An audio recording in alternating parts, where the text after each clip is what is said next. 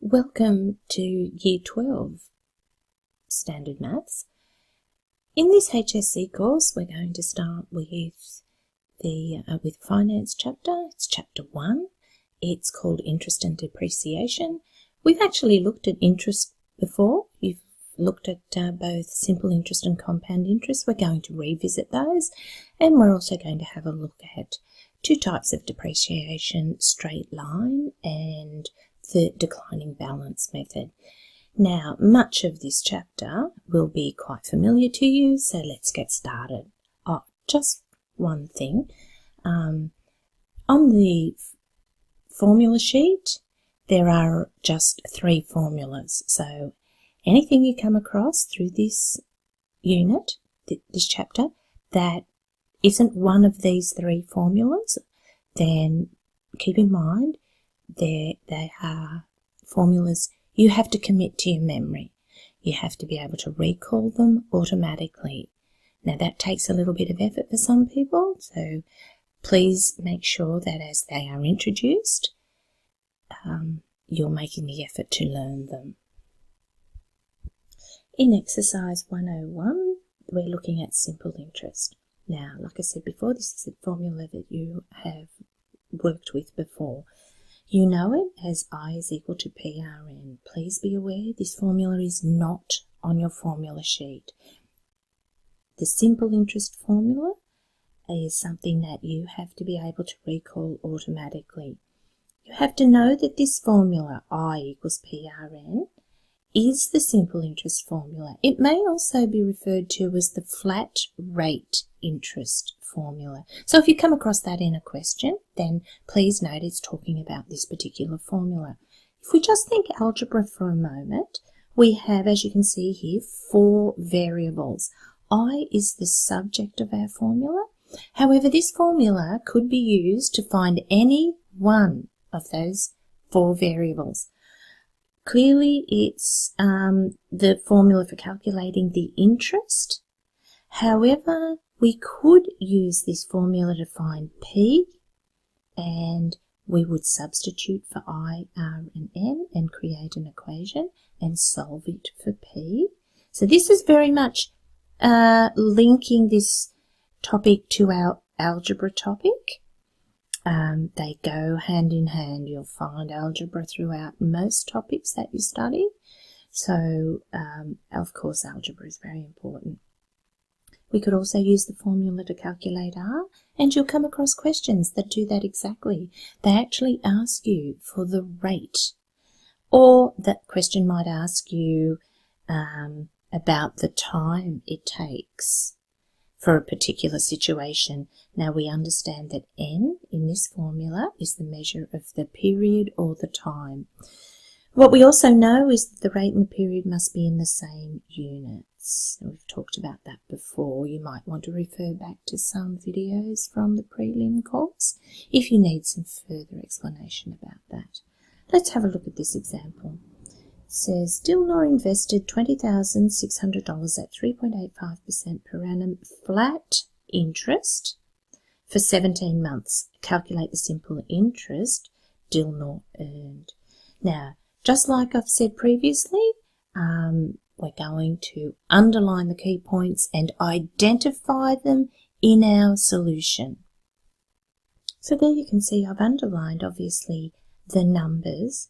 Please note I've also underlined and paid particular attention to the fact that the words say flat interest. I've also underlined what the question's asking me to find. Calculate the simple interest. I've then translated that into my actual working and made it look more mathematical. So I know that P is the 20,600. R is 3.85% per annum. Note that I've included every piece of detail, and you must do this as well. We know that there's an additional step to that because in the formula, the rate is always given as a decimal. To get the decimal, you divide by 100. So it becomes 0.0385, and that is the number that you use in the calculation. I've written I equals PRN because that's the connection I'm making when I see the words flat interest. this is the formula. 17 months, obviously something to underline. It's a number, and I note that as n. I now have to apply the rule as stated here. R and N must be in the same units. At the moment, my R is in years, my time is in months. In this case, I think it would be easiest to convert this to years by dividing by 12, and we write that as 17 over 12. And of course, I'm writing what the question's asking, which is to find I. Really can't emphasize enough the importance of writing down what you're finding, because that then gives me an indication of how to start. So I'm finding the I is what I want. The P is 20,600. So you can see I'm just substituting these values now, and I'm going to use 17 on 12. I go to my calculator.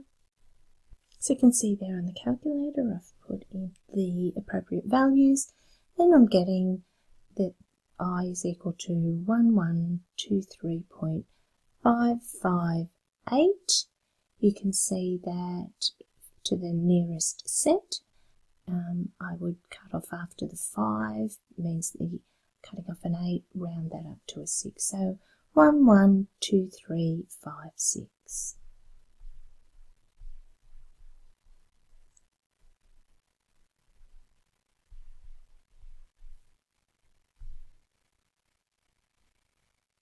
Whoops.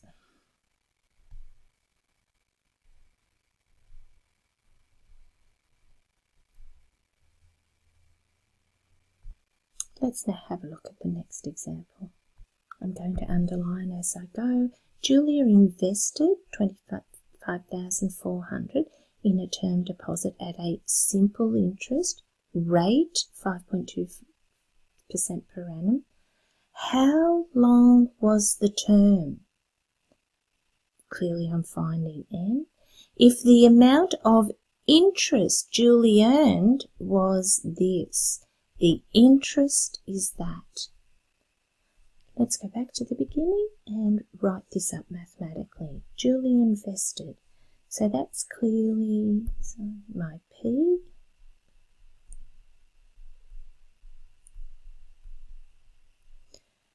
The simple interest rate is 5.2% per annum. We know to convert that to a decimal. How long was the term? Find N. If the interest is 231140, like in the previous, I should have put in there at this stage, in here, I equals PRN. Now, like I said in the previous previous example, let's write up the formula. I equals PRN.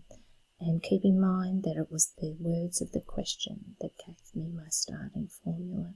This time I'm not finding I actually know that it is 2311.40. The principal is 25400. The rate is 0.052, and I'm finding N. Now I'm going to use my algebraic skills in order to get N by itself. I know that if I'm multiplying, then to undo that I divide, and I need to divide by both these numbers. Now as you can see there, on this new calculator, that I've just put the numbers into the fraction exactly as they appear in my working. I have no need for brackets. However, if you're not using this calculator or you're not using the fraction button, then you may be having difficulty getting the correct answer. Remember, we've said that the biggest advantage of this new calculator is the fraction facility, and the way it's set up on this particular calculator is to make the calculation easier for you and make then it more likely for you to have the correct answer. So we're getting the n equal to 1.75, and that would be years, 1 3/4 years, because our rate, R and N, are in the same unit, and the unit is set here by the rate, which was in years. Now in example 3, you can see I've underlined the key numbers. I've underlined the fact that they mention simple interest because that directs me to a formula. There are 3 parts to this question. Now, just a little piece of advice. Any question that has parts, you almost always find that you, for example, in this case, that you will probably use your answer to A in either part B or part C. Likewise, it'll be very likely you will use your answer to B in part C. Keep that in mind. Just keep that in mind as you work through these questions. If you get to this part C and you're thinking, I don't have a formula for that, or it's a sort of question I haven't done before, realise that it's probably related to the concepts from the previous parts in the question. You can see I've translated this more mathematically. The amount borrowed is your P to 11,200. N is 3 years. The rate is 14% per annum, and I've already converted that to the decimal. It's simple interest. I think that's so important that you see that and you make the connection to this formula. It's only through seeing those words in the question. And I'd like you to think about this little see, think and wonder. What do you see? What do you think that means? What do you wonder that you may be asked to do with that? I suppose the C is obvious. That's why we've been doing the underlining. What do you think about these things you're seeing? That should be obvious too. That's how we've translated it into maths. The wonder is this idea about the question having 3 parts, and I wonder if I will have to use my answer to part A in B or my answer to part B in C. See, think and wonder is something you're going to hear me emphasise quite a bit. So you can also see that I've identified that in A it says how much interest. So we translate that to find I. B, what amount does she repay altogether? Now we don't have a formula for this. It's not a concept that we have learnt a formula about, but we write it down anyway. We're finding the total to repay. And C, find the monthly payment, because that's what it says. Again, there's no one formula for that, and we'll have to have a think about what that question means when we come to answering it. So for, I think I better pause the video and write these solutions up. So part A is really straightforward once you've got the formula and you're substituting in. And something I didn't point out before was we don't have any problem with units. You know the rule that says you must have the same units for R and N? We have the same units in this situation, so it's just a matter of putting the numbers in and going to the calculator, which you can see there, and you get the answer 4704.